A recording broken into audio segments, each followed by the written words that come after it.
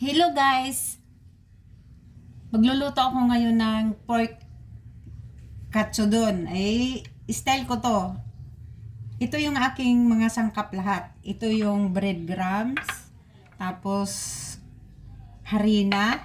Ito yung pork chop, inalisan ko na ng buto at saka balat at saka yung taba. Kasi ito maliit, isang pork chop lang yan kasi good for one person lang yan, isang serve. Meron akong sibuyas puti, ginawa kong pabilog ayan. Tapos kikoman, mirin, saki, brown sugar, dalawang itlog, at kailangan ko ng paminta at saka asin. Mamaya pag nagtimpla dito sa pork chop. So ngayon guys, itong pork chop, ilapat ko yan dyan. Tapos, tutusukin ko ng tinidor para malambot. Kasi tinidor ko ang ginagamit kasi ang lahat naman kasi hindi naggagamit ng tenderizer. Meron akong tenderizer, pero para lang makita sa iba na tinidor, pwede gamitin yung tinidor. Tapos lagyan ko siya ng paminta.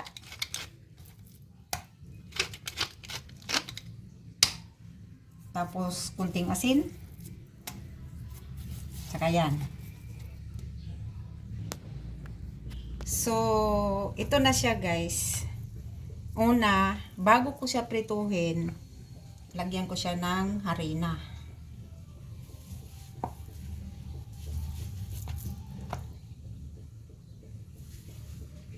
Ikukot ko siya ng flour.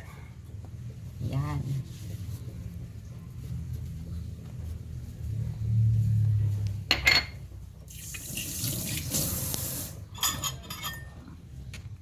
Tapos yung isang itlog,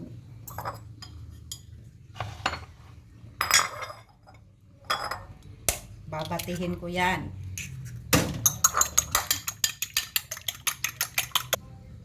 Ito yung breadcrumbs. So, lagyan ko siya ng breadcrumbs.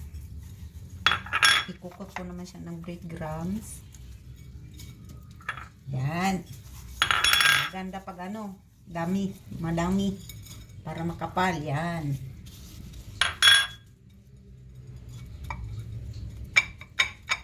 Tapos, prituhin ko yan. So, ito na siya guys, yung kawali ko. O, diba? Yung kawali ko talagang lumang-luma na yan. Kasi, yun ang ginagamit ko araw-araw. Ayun, ito na guys. Nilagay ko na yung pork chop. Tapos, kailangan mahina lang yung apoy. Yun, iwanan muna natin siya yan dyan. So, ito na siya guys. Kailangan umbalik ta rin. O, diba? Perfect! Perfect yung kulay niya. Yan. Hintayin ko muna yan naluto yung kabilang side. So, tingnan ko siya kung pwede na ba. Yep. Ayun, pwede na siya guys. Kailangan ko nang kunin.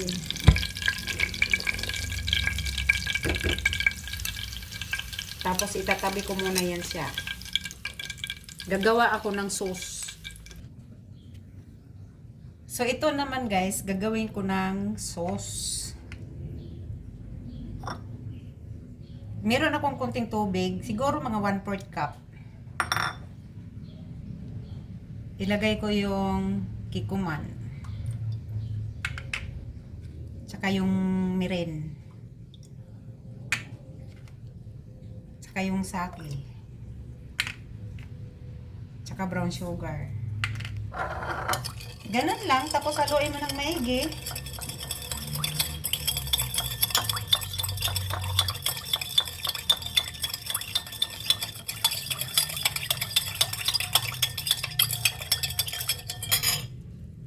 So, ito na siya guys.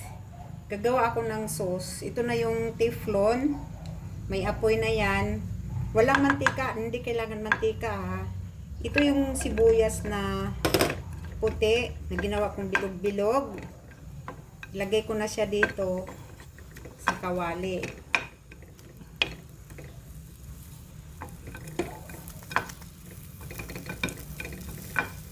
Hintayin ko siya na bumango. So, ito na siya guys. Ayan na, umuusok na nga. Mabango na yung sibuyas. Ilagay ko na yung sauce. Tapos, hintayin ko yan siya kumulo.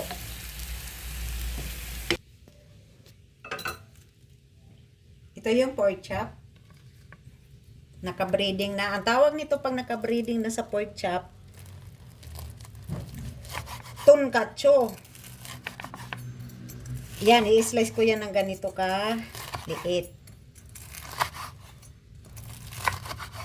Yan, tapos lagay ko siya dito. Ayan. Tapos dito guys, sa bilog na lagayan, maglagay ako ng kanin.